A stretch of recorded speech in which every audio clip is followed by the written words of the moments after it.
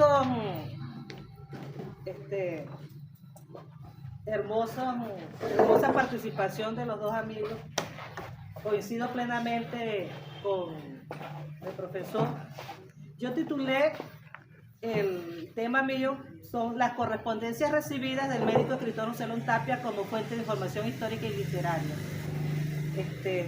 Esperando contribuir a esa tesis que estás haciendo en el trabajo, que yo creo que sí te voy a dar un poquito de respuesta para forzar eso del conocimiento y el saber, ¿verdad?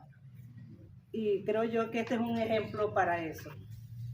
El 18 de febrero del 2024 se cumplirán 96 años del natalicio del doctor José León Tapia. Por ese motivo me propuse indagar sobre las correspondencias recibidas del autor. Consciente además de la importancia de estas cartas por el contexto histórico en que fueron generadas y entendiendo para su conservación y puesta en uso social, permitiría de algún modo comprender las relaciones personales que mantuvo el doctor Tapia, que en su conjunto representan a los más diversos sectores de la ciudadanía del país, representadas en correspondencia, hojas sueltas e invitaciones en las que están plasmadas felicitaciones, peticiones, agradecimientos, esperanzas, anhelos, inquietudes, críticas en el contexto del respeto, la amistad, la historia común y la literatura. Son cartas privadas que a lo mejor nunca tuvieron el interés de ser publicadas. Sin embargo, atendiendo a la significación que representa el doctor Tapia para los barineses y para los venezolanos, por la trascendencia de su obra y tomando como punto de interés la calidad humana e intelectual de los emisores, con reserva y con permiso de sus familiares, nos dimos a la tarea de explorar sobre su contenido, hurgando su archivo personal, que cuenta con más de 87 epístolas, 6 telegramas, 5 poemas y un dibujo al carboncillo del doctor José León Tapia, así como un díptico de un espectáculo musical celebrado por la Fundación Ateneo de Barinas y el Museo Alberto Arbelo Torrealba en homenaje al escritor, que testifica las estrechas relaciones amistosas, laborales, académicas e institucionales que mantuvo el escritor y que quedaron plasmadas en los diferentes tipos de comunicación recibida y que ahora constituye un material inédito. Las cartas se encuentran en una carpeta negra identificada como correspondencia recibida y están en buen estado de conservación, aunque no guardan un orden cronológico y no están identificadas. Se tiene una idea general de su contenido. En atención al valor histórico y literario de estos documentos y su importancia como fuente para estudiar la vida y obra del doctor José León Tapia, me propuse realizar un inventario de estos documentos. Luego de una revisión de la carpeta para evaluar las características de las cartas y de revisar sus condiciones de conservación, nos propusimos realizar el inventario referido. Las correspondencias recibidas corresponden al periodo de 1965 al 2005, periodo que reviste de gran importancia para la historia del país. Podemos constatar que dentro de los remitentes hay figuras como Rafael Caldera, Luis Herrera Campi, Ramón J. Velázquez, Pedro Grace, Iracet Páez Urdaneta, Alfredo Armas, Alfonso José Agustín Catalá, Felipe Gómez Álvarez, Eduardo Ali Rangel, Roberto Lovera de Sola, Fruto Vivas, Leticia Bacari, entre otros. Por los momentos podemos decir que muchas de estas cartas nos conectan directamente en el terreno de la correspondencia unidireccional, dado que conocemos lo que quiso comunicar el remitente, pero no sabemos si hubo retroalimentación alguna de parte del receptor. O sea, José León Tapia recibía las cartas, pero no sabemos si él contestó esas cartas. Salvo la carta enviada por Enrique Medina Febres el 14 de octubre de 1974, titulada Al autor de Maizanta, y que fue contestada el mismo día 14 de octubre por el doctor José León Tapia, y que por fortuna dejó una copia en su archivo. Si me lo permiten, a ella quiero referirme hoy. No obstante, antes es necesario comprender lo planteado por el poeta, narrador y sacerdote español Antonio Mestre, quien lamentablemente falleció el 12 de enero del año pasado y que hoy lo recordamos porque valoraba los epistolarios, o mejor dicho, las cartas, como fuente histórica de primer orden para el conocimiento del pasado. Las correspondencias para Mestre eran, cito, una conversación de hombres cuerdos. Es decir, las cartas son un tipo de género discursivo que se caracterizan por ser una escritura que se realiza en la ausencia de uno de los interlocutores o de los participantes. Estas relaciones en forma epistolar son muy antiguas y se basan en el arte de comunicar. Hay una historia que se desarrolla entre personajes que escriben cartas y el lector que tiene la oportunidad de acceder a la trama, como hoy vamos a acceder nosotros a la trama de estas dos cartas, mediante la lectura de estos documentos. Hay que reconocerle aún que en estos tiempos del correo electrónico, de los mensajes de texto, de WhatsApp,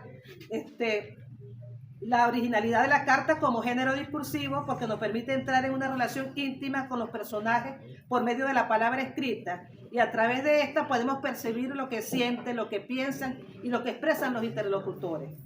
Me permito leerles en primer lugar la carta enviada por Enrique Medina Febre, que a simple vista podemos observar que son 2 folios escritos a máquina con tinta negra, con la firma manuscrita en tinta azul del remitente en ambas páginas.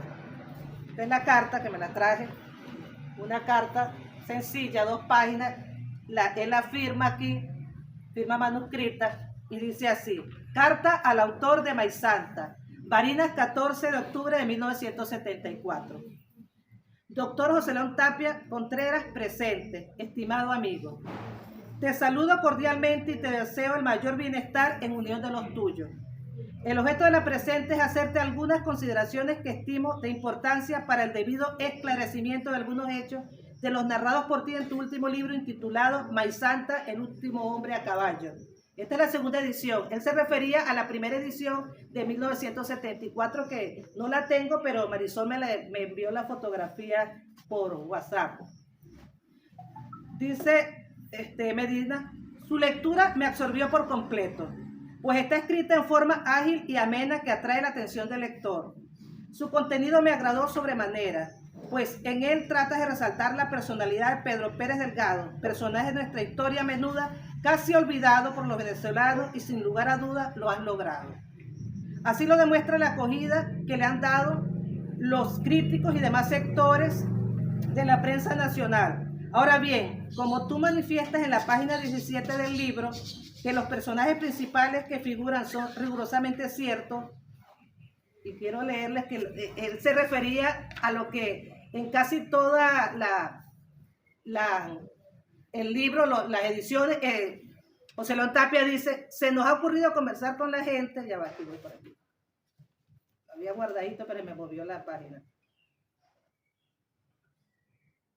donde dice José León: los personajes principales de fecha y los hechos históricos narrados de este libro son rigurosamente ciertos. Todo ello ha sido confirmado por el autor en los pocos documentos que se pueden conseguir al respecto. A eso se refería Medina, diciéndole: ajá.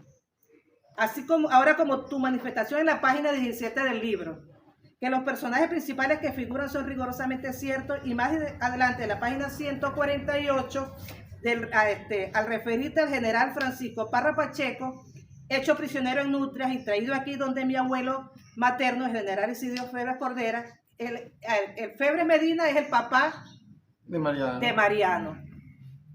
Ejercía el cargo de presidente del Estado, de quien dice cosas completamente inciertas, por demás alejadas de la realidad, como es el hecho de que en la mencionada página 148 del libro, dice textualmente, cito: a los pocos días murió el general Francisco Parra Pacheco y lo enterraron esa misma tarde, en las andas blancas donde llevaban al cementerio, refiriendo que lo llevarían en hamaca, a los que llevan a los pobres de solemnidad para economizarse la urna.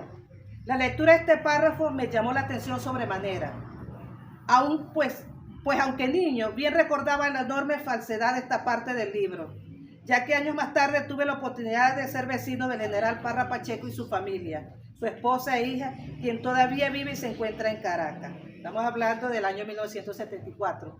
El que había fallecido era el general Parra Pacheco, pero había fallecido. Yo misma averigüé, me puse a buscar el acta de función para ver a qué se refería a Medina Febre. Él se refería al hecho de que Parra Pacheco no había fallecido aquí en Barinas ni nada por el estilo. Él murió viejito, de 82 años, porque yo conseguí el acta. Él murió el 14 de octubre de 1925. Como cosas del destino, imagínate, Mariano Febre escribió la carta un 14 de octubre, y yo creo que a lo mejor él no sabía que ese mismo día había muerto. Y un 14 de octubre nací yo. El general Parra Pacheco. Ve cómo hay algo como hay algo, ¿verdad? Tenía 12 años cuando que él escribe el mismo día que murió el general Parra Pacheco. Desde el mismo momento que terminé de leer el libro en cuestión, me impuse la obligación de aclarar este punto por lo que atañe a la memoria de mi abuelo. Nada me sorprende que te hayan informado con falacía hechos a que me refiero. Lo que sí podría sorprenderme es que no hayas averiguado la veracidad de esta información. Conoces desde hace tiempo que poseo en mi poder todo el acervo del archivo de mi abuelo, que tú tanto viste en casa de tía Pancha, aquí en el museo. Y es en él precisamente donde he observado durante estos días de asueto para obtener las primeras informaciones. La última será la partida de defunción del general Parra Pacheco, acaecida en Caracas, frente a mi casa de habitación en la esquina de Cristo y Viento de la parroquia Santa Rosalía. Y fue verdad, él murió allá, parroquia Santa Rosalía en Caracas. Revisando copiador, más de lo que va aquí, yo quiero hablar también de ese nexo entre lector y escritor, porque es un lector el que le escribe al escritor. Revisando un copiador de correspondencia del año 1922, en su página 322, se refería a los documentos que él tenía. Con fecha 31 de mayo de ese año, leo comunicación para el general Gómez, donde se le participa, entre otras cosas, que el general Parra Pacheco, jefe del Estado Mayor, se halla entre los prisioneros. Más adelante, en la página 351, en telegrama de fecha del 5 de junio, dirigida al doctor Eloy Quintero Anutria, dice, cito, recibí telegrama de ayer y quedó en cuenta de que recibió 11 presos. Procuraré hacer algo en obsequio del general Parra. En esta página 478 del libro de Maizanta, en la primera edición, con fecha de 2 de agosto de 1902, se lee comunicación dirigida al general Rafael María Velasco, presidente del Estado de Lara, donde dice, entre otras cosas, cito, de orden de nuestro general jefe Gómez, le remito 16 presos según la nómina junta. Entre estos presos va el general Francisco Parra Pacheco. Francisco Parra Pacheco fue un gobernador provisional de aquí en la época de Juan Vicente Gómez, más o menos para 1908, estuvo gobernando aquí el estado de Zamora, de quien me tomo la libertad de hacerle especial recomendación. El general Parra está ya en el ocaso de sus días y cree que por esta circunstancia merece se le prodiguen las mayores atenciones. Le agradezco lo que haga en su obsequio.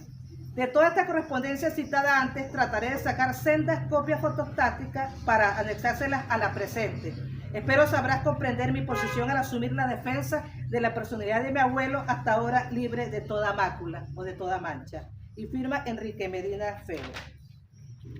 Para que puedan comprender lo que yo les quiero dar a entender, voy a pasar a leer la respuesta de Tapia. El doctor Tapia de una vez hizo la carta. A lo mejor la recibió en la mañana y de una vez contestó. Barinas, 14 de octubre de 1974. Señor Enrique Medina Febres, Ciudad. Apreciado Enrique, no te imaginas con qué gusto leí tu carta que recibí justamente hoy en la mañana. Lo primero que me llama la atención es el hecho de que te leíste el libro con gusto, pues lo hiciste de un tirón, la cual para mí ha sido muy placentero y con respecto a las observaciones que me hacen me parecen tan interesantes que justamente se cumple la intención del libro de revivir en la gente estos hechos pasados y permitir hacer una segunda edición con las correcciones necesarias, producto del interés de lectores interesados como tú. Estos son consecuencias, oye, de trabajar con la tradición popular cuando estamos hablando del conocimiento versus los saberes. Y él lo dice ahí, donde se mezcla el mito con los recuerdos y la versión de cada quien. Pues a través de mí, como te digo en la advertencia, quiero que escriba el pueblo de Barinas. Tu carta y los papeles que vas a copiar me servirán para que tú tengas participación en la nueva edición de Maizanta. Ahí, lo que usamos ahorita en programación neurolingüística, él le lanza un ancla a Fere Medina como para aplacarlo, ¿verdad? Eso lo usa mucho uno en programación neurolingüística, porque él sabe que Medina está un poco molesto y enojado. Le dice tú, para que tú tengas participación en la nueva edición de Maizanta. Igualmente pasó con Zamora, dice Tapia. Después de la primera edición fueron muchas las correcciones que se le hicieron, pues cada quien quería contribuir con algo. En ningún momento mi libro trata de echar a sombra sobre nadie, sino retratar la vida de Venezuela en una época tan difícil donde quedaron tan pocas cosas escritas. Recuerda que espiritualmente y por nexos familiares y de gratitud siempre estaré unido a tu familia, que prácticamente es la mía. Recuerda también que no soy historiador profesional y que solamente recojo leyendas y hechos frescos de la tierra barinesa para que no se pierdan cuando desaparezcan quienes lo cuentan. Tus datos y muchos otros que han llegado a mis manos harán de la segunda edición de Maíz Santa un libro más completo y más acorde con la realidad exacta de los hechos. Recibe un cordial abrazo de quien te aprecia y admira, José León Tapia. Él se refería a esta segunda edición. Ahora vengo yo. En este diálogo diferido, entendido como la comunicación que se produce entre el emisor y el receptor, que puede o no estar conectados en el mismo momento, en el mismo tiempo, en el mismo espacio, podemos interpretar que entre Medina Febres y el doctor Tapia Contreras, personajes respetados y conocidos en la ciudad de Barinas, Medina Febres le llevaba años a Tapia, porque había nacido en 1914, según me dijo su hijo, y Tapia había nacido en 1928. Hay un carácter, personaje respetado y conocido en la ciudad de Barinas, hay un carácter singular, ya que además de ser una confidencia entre un lector y un escritor, porque ahí hay una confesión de Medina Febres como lector, se nota una continua e intensa relación amistosa que pudimos constatar desde los primeros párrafos, más en la carta de Tosta que en la misma de Medina. Por otro lado, por otro lado, estas correspondencias, a diferencia de las otras que forman parte del archivo personal del doctor Tapia, adquiere un tono quizás más confidencial y de reclamo. En ella podemos percibir el estado de ánimo del emisor lector Medina Febres, expresada en el segundo párrafo de la carta al referirse que la lectura del libro lo absorbió por completo, que eso también le llamó la atención al escritor. Refiriéndose también a su abuelo materno, el general Isilio Febres Cordero, mencionado por el doctor Tapia en el libro.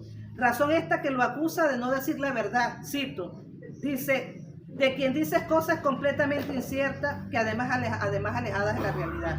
Más adelante critica cuando dice, cito, bien recordaba la enorme falsedad de esta parte del libro, o sea que fue una carta fuerte.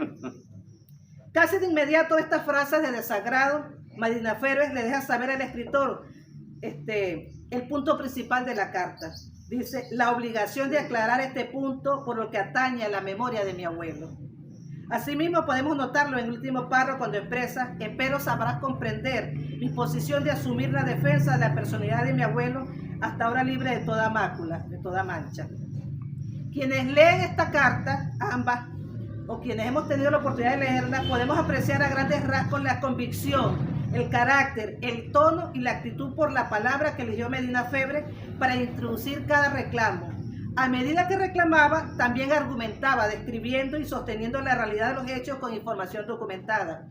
Ahí tiene que ver con lo que tú planteas, del conocimiento y el saber, el que necesita evidencia para convencer, y hay cosas que no se puede convencer, porque se trata de la oralidad, de lo que él llamaba